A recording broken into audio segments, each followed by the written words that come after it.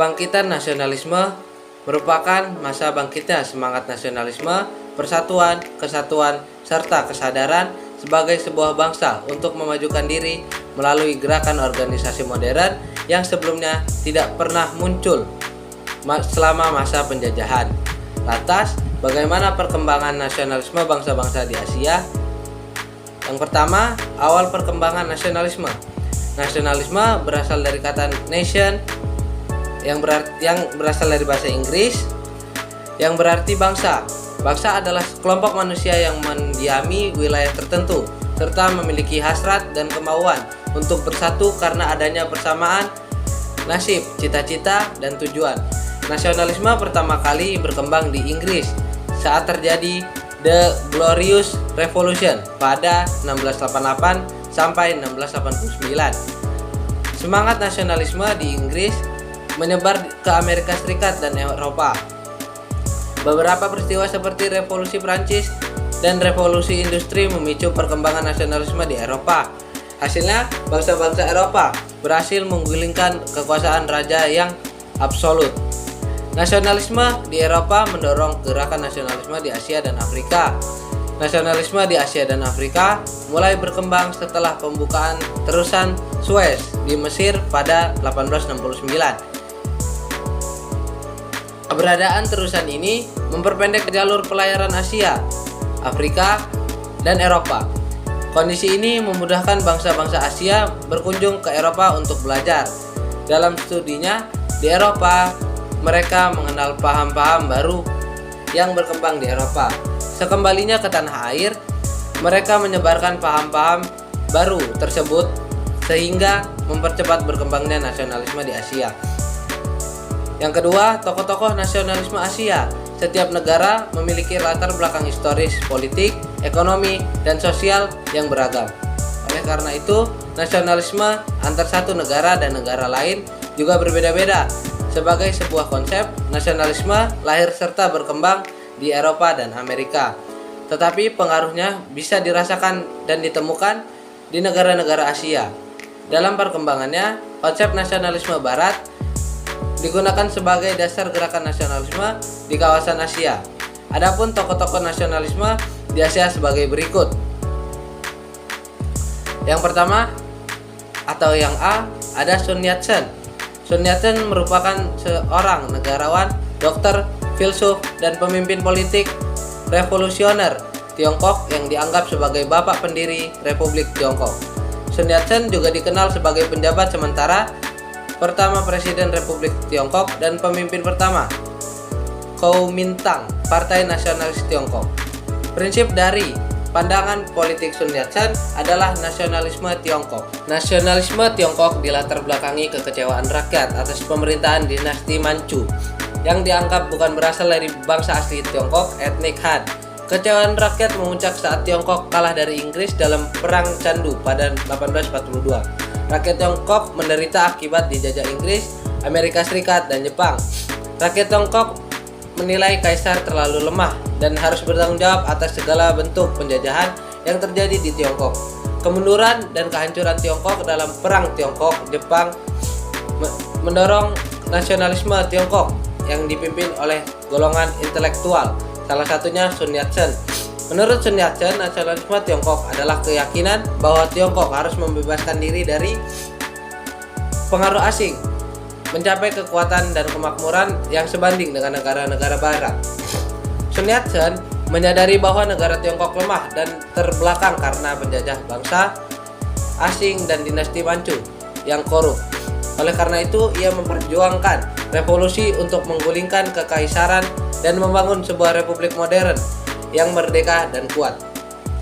Sun Yat-sen juga mengusulkan 3 prinsip dasar nasionalisme Tiongkok yang dikenal sebagai Sanminchu atau 3 seni kedaulatan rakyat yang terdiri atas prinsip-prinsip nasionalisme Minzu, demokrasi, Minquan, dan kesejahteraan rakyat atau Minsheng. Prinsip-prinsip ini menjadi dasar ideologis bagi Kuomintang, partai politik yang didirikan oleh Sun Yat-sen pada 1912. Sun Yat-sen memimpin revolusi nasional yang terjadi di Wuchang pada 10 Oktober 1911. Ada Kaisar Meiji. Pada abad ke-17, pemerintahan Kesogunan Tokugawa menerapkan politik isolasi di wilayah Kekaisaran Jepang. Politik isolasi ini mulai dijalankan oleh Ieyasu Tokugawa pada 1639 dan diteruskan oleh para penggantinya. Politik isolasi diterapkan untuk menjamin keberlanjutan pemerintahan shogun dan mencegah masuknya pengaruh barat.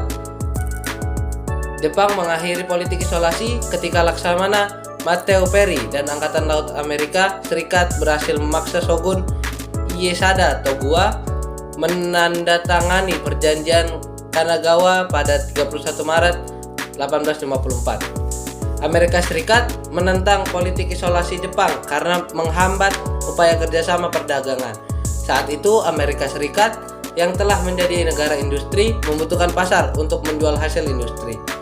Politik isolasi menyebabkan Jepang mengalami ketertinggalan dari bangsa lain. Oleh karena itu, muncul semangat nasionalisme bangsa Jepang untuk bangkit memodernisasi negerinya.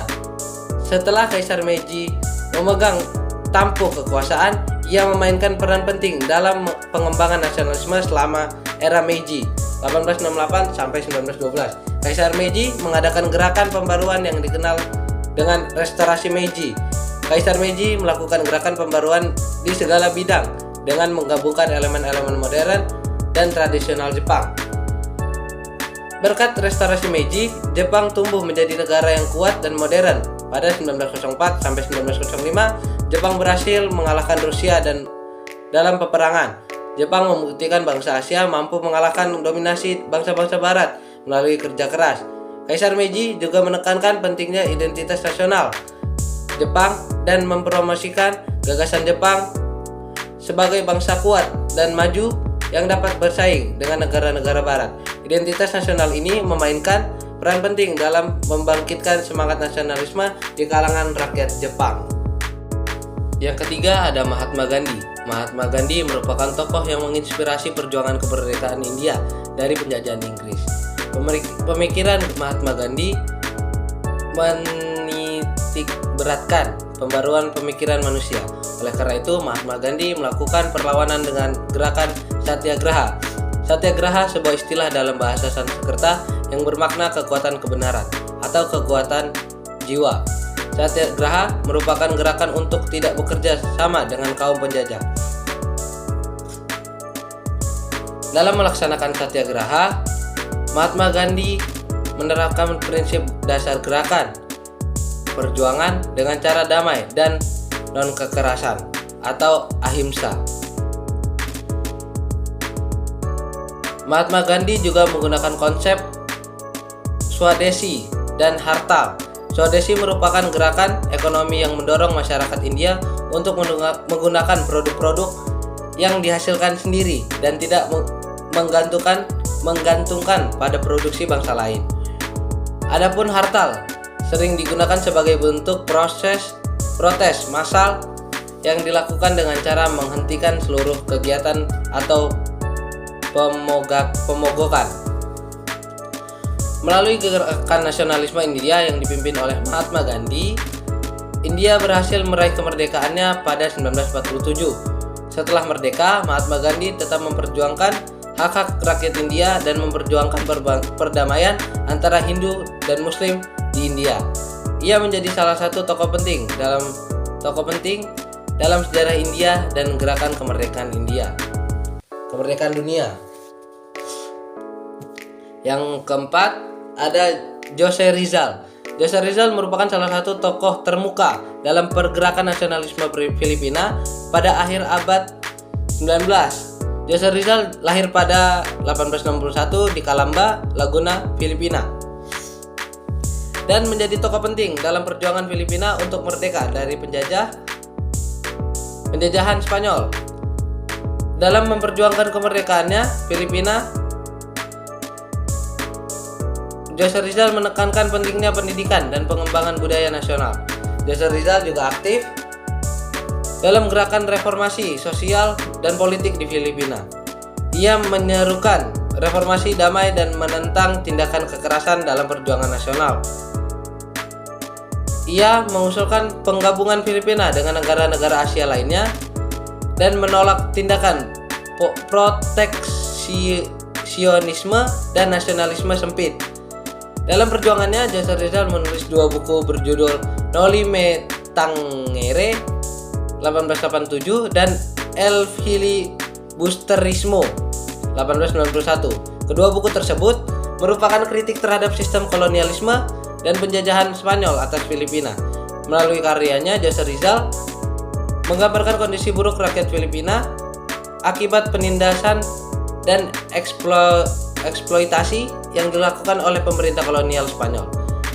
Melalui karyanya tersebut, Jose Rizal berhasil memengaruhi gerakan kemerdekaan Filipina. Pada 3 Juli 1892, Jose Rizal membentuk Liga Filipina di Tondo. Namun, liga tersebut tidak berusia panjang karena segera dibubarkan oleh pemerintah Spanyol. Sementara itu, pada 7 Juli 1892, karena tuduhan pengasutan, ia ditawan di Fort Santiago dan diasingkan ke Dapitan selama 3 tahun. Ia sempat pergi ke Kuba, namun dikembalikan lagi ke Filipina pada 1896. Di sana ia dihadapkan pada berbagai tuduhan hingga dihukum mati. Pada 30 Desember 1896, di lapangan Bagumbayan, pengaruh Jose Rizal dalam gerakan nasionalisme Filipina tetap kuat. Ia dianggap sebagai bapak nasionalisme Filipina dan menjadi lambang perjuangan Filipina untuk meraih kemerdekaan. Mungkin itu saja yang bisa saya sampaikan, kurang lebihnya saya mohon maaf. Saya akhiri, wassalamualaikum warahmatullahi wabarakatuh.